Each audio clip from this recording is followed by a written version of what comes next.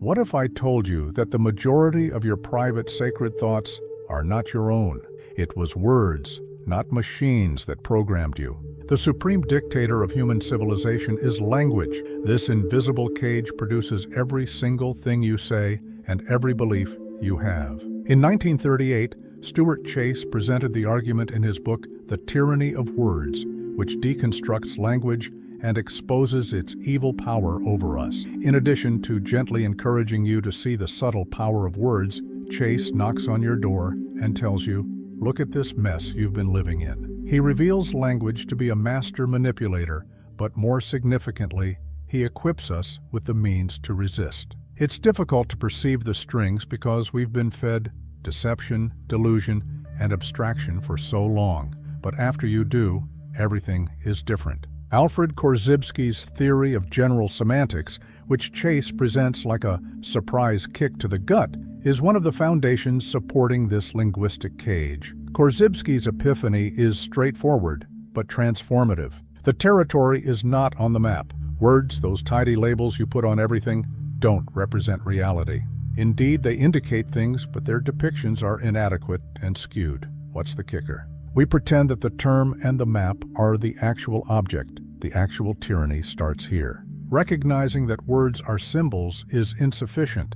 To realize that no two things are ever the same, and that freedom, justice, and truth are all merely abstract concepts, you must rewire your brain. Channeling Korzybski's fervor, Chase urges us to become more specific, eliminate those burdensome abstractions, and refrain from considering words to be absolute. You'll become a prisoner of your own language if you don't, accepting shadows for meaning. Let's now turn left and enter Einstein's incredible realm. Chase takes Einstein's theory of relativity from the field of physics and applies it to English. He's not merely being astute, he's revealing something essential about our communication style. Similar to time and space, language is relative. Since the real-world objects that words are designed to depict are constantly changing and always in relation to something else, words have no definitive meaning. In a culture where propaganda is the norm, what does freedom mean? In a courthouse that has been purchased and funded by the wealthy, what is justice? Without context, words are meaningless containers that float in space. Chase is yelling at us to begin viewing words as dynamic, changing entities, rather than as static. Do you want to know? Adopt a mathematical mindset. Words frequently lie, but numbers don't.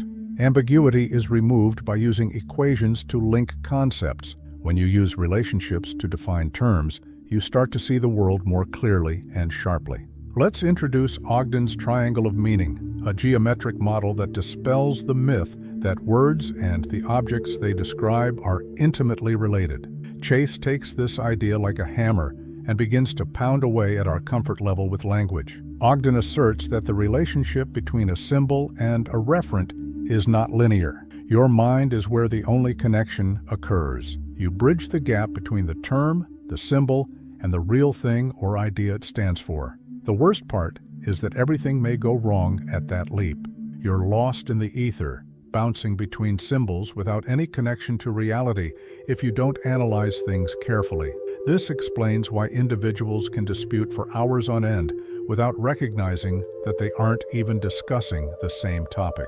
Chase wants us to realize that this gap is a trap and that words will lead us down a dark alley with no way out if they are allowed to continue unchecked. As a quicksand, what does Chase have to offer? Ogden's basic English is a simple, minimalistic language that has all of the superfluous words, ambiguities, and repetitions removed. Doesn't it sound like the ideal remedy for the mayhem of abstraction? But this is where things become complicated. Basic English could, on the one hand, improve communication by lowering the number of misconceptions brought on by overly complex language. However, isn't there a chance that if language is reduced to such a fundamental level, we would lose the complexity, subtlety, and texture of the human experience? Chase appears to toy with both concepts. Although he commends it for providing clarity, there is a conflict at play here. Is it possible to distill the full range of human thought into 850 words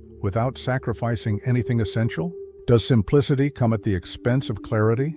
This is the core of the conundrum Chase faces. How do you prevent language from becoming a blunt tool and enslaving you? After that, Chase leads us further into the abstract jungle, straight into the social sciences and philosophy, where things start to get very crazy. This is the offer. Chase contends that there are too many symbols in the fields of philosophy, economics, and the social sciences. According to him, the intellectual elite is guilty of losing themselves in abstract terms and utterly ignoring references to the real world. Consider it. Market forces, inflation, and capital are terms that economists frequently use, but how often do they take the time to define them practically? Chase is pointing out this intellectual laziness in which people treat abstract concepts as if they were real truths.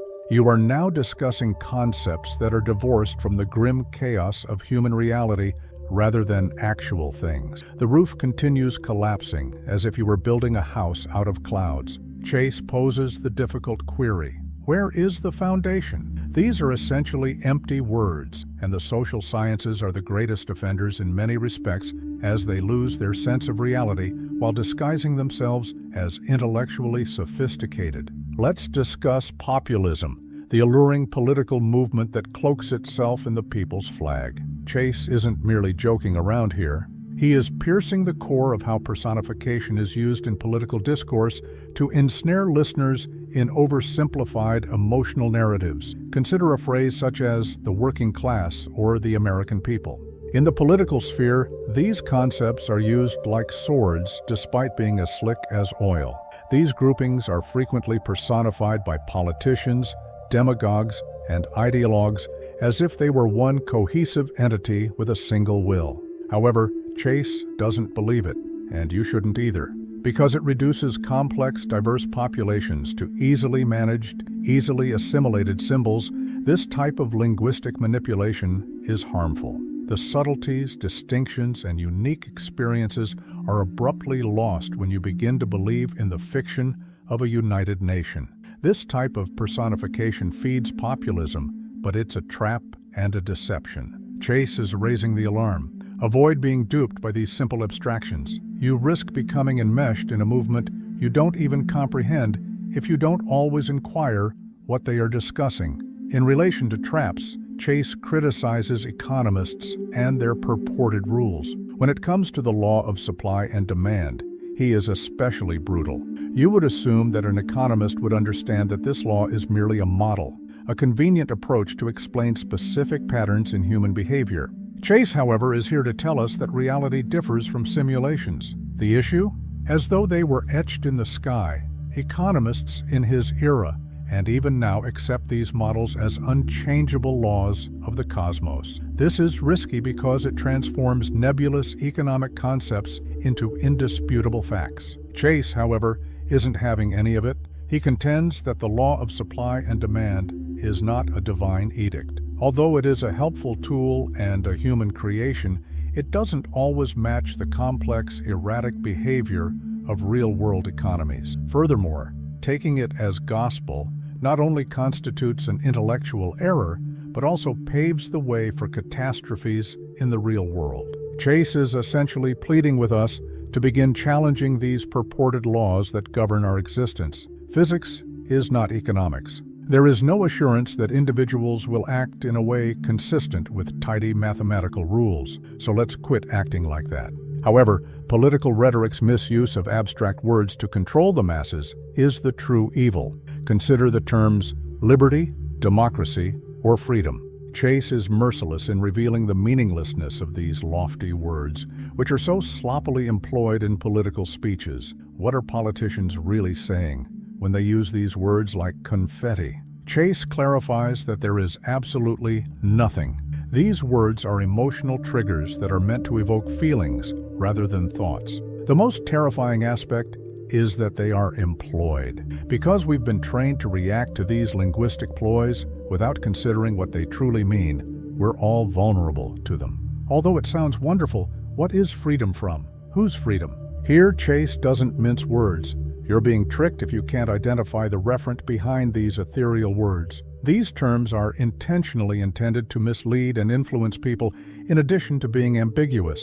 Chase wants you to see through the haze and understand that these abstractions are not meant to enlighten you, but rather to manipulate you. Chase now targets contemporary demagogues who use language as a weapon, such as Nazi propaganda minister Joseph Goebbels. This is a terrifying warning from Chase. Tyrants use foul language as their most powerful weapon. With his skill in rhetoric, Goebbels was able to control a whole country by using words to excuse horrible atrocities, by distorting abstract ideas like nation and purity. The lesson is obvious. Words are not neutral. When used by a competent manipulator, they have the power to alter reality, sow discord, and end lives. A clear reminder of the very real repercussions of linguistic manipulation is provided by Chase's example of Goebbels. Words can change reality itself, making them more deadly than firearms in the hands of despots. Chase is delivering a sobering warning for the present and future here.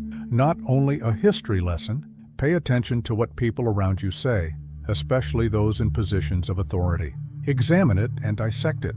Otherwise, you can end up in someone else's clutches. Goebbels, enslaved by words rather than chains, Chase truly starts to do his best work when he analyzes philosophy. The ancient field of philosophy, which is devoted to the search for truth, is subjected to the same examination as political science and economics. For good cause, Chase contends that philosophy has devolved into a cemetery of meaningless abstractions in which thinkers dispute over concepts without tying them to actual events. He has a point. Despite its intellectual magnificence, philosophy frequently becomes mired in semantics and keeps returning to the same points of contention without making any headway.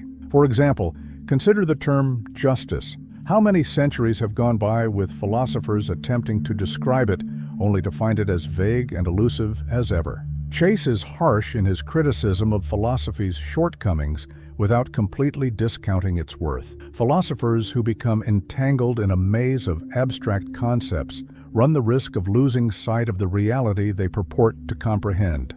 However, Chase provides a lifeline to return philosophy to reality, to the concrete, the experiential, in this very critique. Perhaps philosophy can emerge from the bog if philosophers can learn to base their abstractions in reality. From here, where do we go? Chase believes that the solution is found in the icy, transparent precision of mathematics rather than in the murky rivers of abstract language. Forget the poetry if you want to break through the clutter.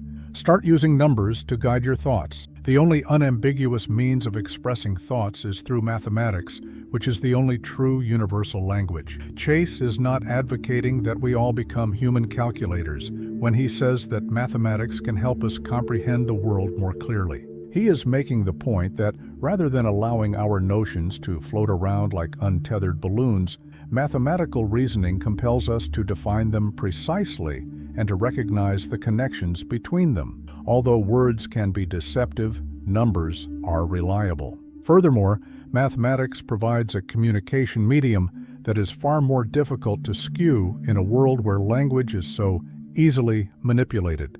Chase is genuinely imaginative in this situation. He is advocating for a change in our way of thinking and a shift toward a more rigorous, scientific method of communication. Here's the real kicker, though. All of this, including Ogden's triangles, Einstein's relativity, and Korzybski's maps, is building to a crucial moment. Chase contends that language's ability to survive is the true test, not its philosophical purity or coherence. Does your language use aid in your survival and well-being as a species or as an individual? Your words are worthless if they don't help you make sense of the world or navigate reality in a way that will enhance your life or increase your chances of surviving. In a society that frequently becomes mired in theoretical arguments, Chase's practicality here is refreshing. He doesn't care about linguistic purity in and of itself. Language serves as a tool to help you live and survive in the world, not merely to explain it. And for any kind of communication, that is the ultimate litmus test. Thus, we finally come to the conclusion that escaping the slavery of words requires more than just semantics or intellectual posture. It's about surviving. Chase is demonstrating that language can be a tool and a weapon, not only advising us to communicate more effectively. If you abuse it, you'll get caught in a web you created and engaged in combat with unseen adversaries. But if you use language well, it can be your ally and help you navigate the confusion of contemporary life. Understanding how language is used against you is insufficient. You must actively defend yourself by honing your words into tools of meaning, clarity, and precision. Chase challenges us to be better thinkers and more aware of how our words affect how we perceive the world, in addition to being better writers and speakers. And that's all, people. The means to free yourself from the imperceptible bonds of language have been provided. The Tyranny of Words was written by Stuart Chase as a wake-up call, a means of waking you from the slumber that words so frequently place you in. The map is not the territory. The reality is not what is expressed. You're already ahead of the game if you can understand it. Therefore, don't simply nod in agreement the next time someone uses terms like freedom, justice, or truth. What do they actually imply, you ask? Examine the abstractions. Look up the reference. I appreciate your patience with me during this crazy journey.